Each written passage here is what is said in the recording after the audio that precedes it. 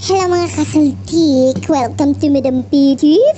So ito po ang ating General Collective Love Reading. Collective muna tayo today. Ayan. At ayan. Saan makuha ko yung energy mo? Ako naman daw si Madam P. Sa mga hindi pa subscriber, magdalawang isip ka muna bago ka sumubscribe.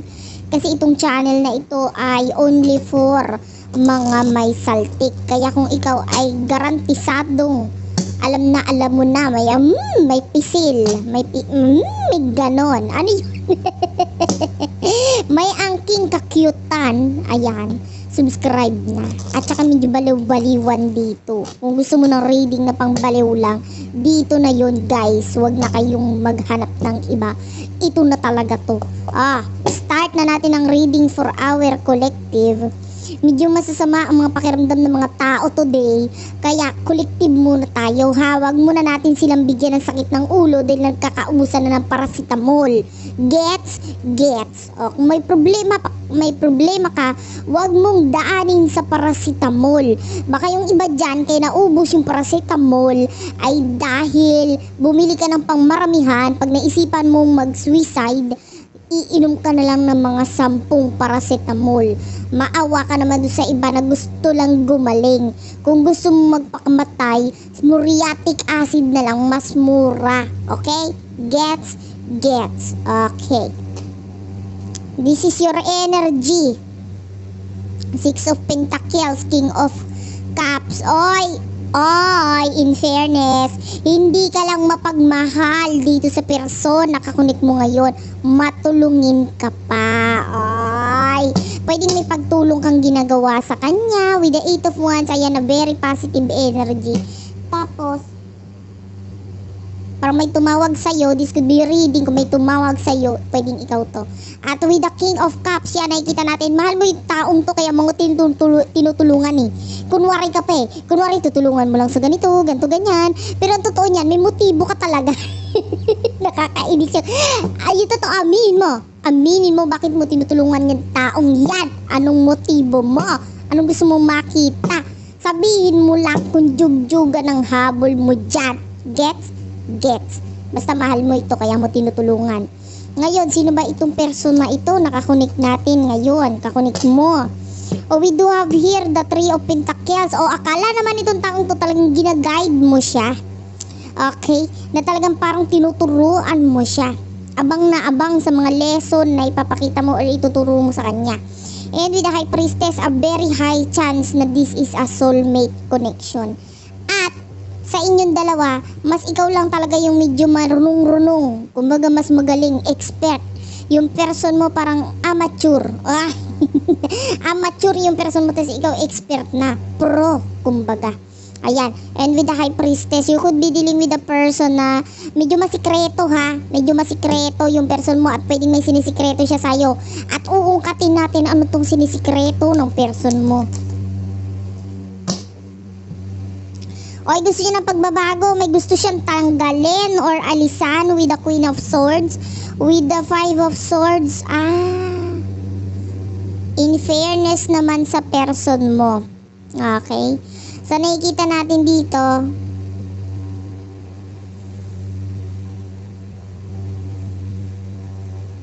hindi to para sa lahat pero para sa iba, kahit wala tayo nakikita ditong card na for third party, pero ang lakas ng kutob natin, ang lakas ng energy. Ayan, at kutob. Ito may kutob. Ano yung kutob na yon? Pakiramdam ng person mo. Or pwedeng totoo yung iba sa inyo na may pa third party. Pwedeng sa side mo yon. At parang gusto niyang tanggalin mo na yung third party na yan. Ayan, pwedeng nasa side mo yon na utang na loob. Tapusin mo na yung third party na yan. Ganon. Kasi gusto niya ng pagbabago The Wheel of Fortune is here. Gusto niya ng pagbabago. With the Star, pinapangarap ka rin itong person na ito. Gusto niya ng buhay kasama ka. Kaya lang with the 5 of Pentacles, pwedeng hindi pa sapat yung pera niya para bumuhay ng 5. Bakit 5 yung bubuhay? Pag naganak ka ba, 4 agad? May pa 5. Hindi, yung iba sa inyo, pwedeng ikaw ay single mother, single father, or meron kang it could be a breadwinner. Kasi nakakita tayo dito na, teka lang, pag tinanggap ko ang buhay na kasama kita, kailangan tanggapin ko yung mga nakapalibot sa'yo. Ay, in fairness na sa person mo, alam niya ang magiging buhay niya pag sumama siya sa'yo. Kaya siya kinakabahan. Ikaw naman, excited. Dahil alam mo na mangyayari. Yugyuga na naman. Yung iba pajugjug lang talaga ang habol. Ano nasa isip nitong person na ito at anong nasa isip mo sa kanya? Alamin.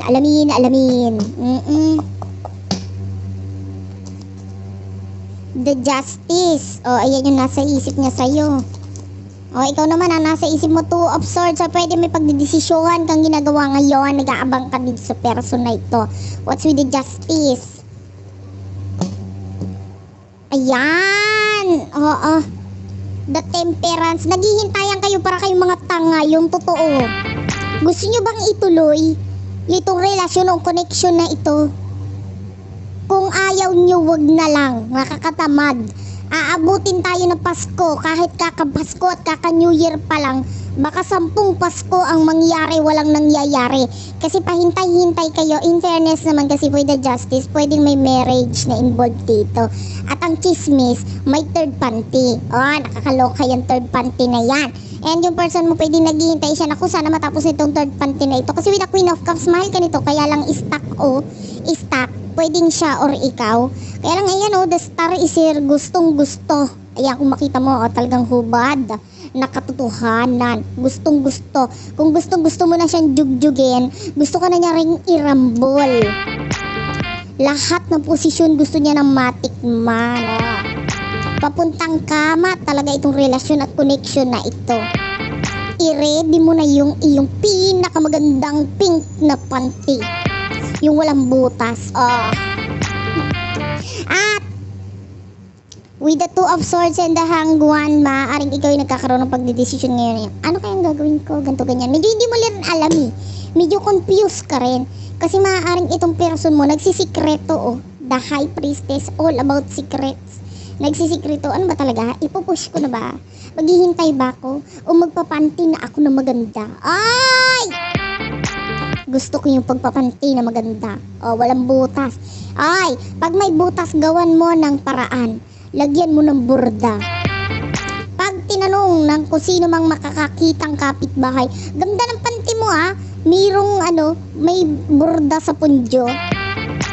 Yun ang technique. Ano ba yan? Wait lang.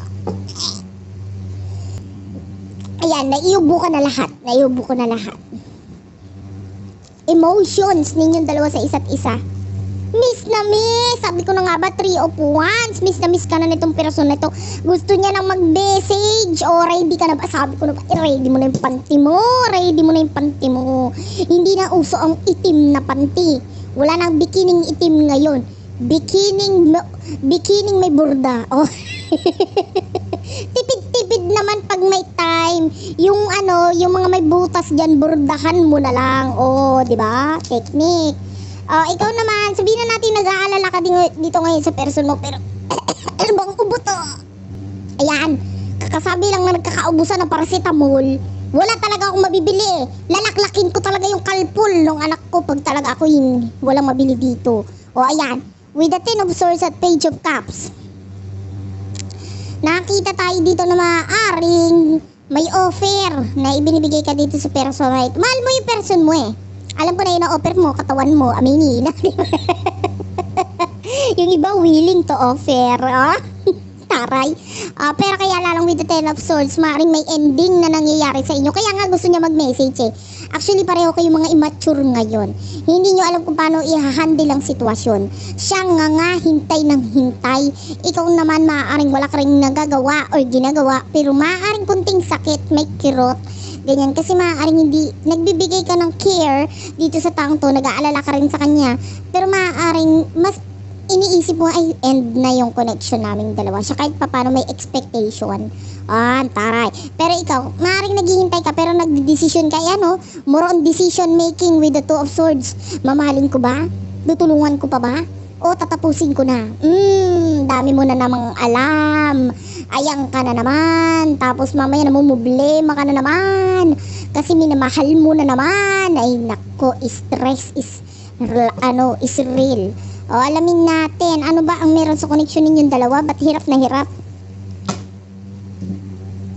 We do have here the Seven of Wands and the Queen of Cups. Oh, mahal nyo naman pala ang isa't isa para kayong mga tangad dyan. With the Seven of Wands, hardworking lang ang ginagawa nyo ngayon, bisbisihan, pera-pera. Pero deep inside, alam nyo naman naglalagablab na. Alam nyo naman, yung person mo di naman makapagsabi na excited na rin makita yung panty mong butas. Kasi ikaw naman, hindi ka pa ready kasi tinatamad ka pang magburda. Oh my gosh, ano na ang gagawin natin ito, kaka-stress. Ayan na, very sarado with the world. The world is very close. This is you. Sinabayan pa ng The Hermit. Pareho kayo nagtataguan. Walang imikan. Kumbaga, walang imikan. Pero nagmamahalan. Dapat sa inyo, kutusan. Nakaka-stress kayo. Lumalamig ang Pasko, ang bagong taon, hanggang summer yung paglamig na yan. Dahil wala pa itong person na ito. Okay, ano naman in the near future ang reading na ito? Anong pangyayari? Anong pang patutunguhan? 5 of Pentacles o 8 of Swords. Walang ginagawa, parang mga syunga. Nag-iisipan lang, nagmi-miss lang sa isa't isa. With the 3 of Cups, ito yun, this is all about reconciliation, reunion. Possible na kung may travel na gagawin dito, hindi magawa si travel kasi kulang pa ang pera. Sabihin mo sa person mo, pwede naman tayong mag-video call. Ano ba? Pwede yon. Sabihin mo sa person mo, ay namimiss mo ka, gusto mo makita yung bordado kong panty. Ibi-video call kita. Video call na lang muna, tipid-tipid pag may time. Ayan, at with the 2 of Wands, yan, more on missing each other. Kasi nga, possible na may problema pa sa pera, hindi pa kapag-travel. Gusto mo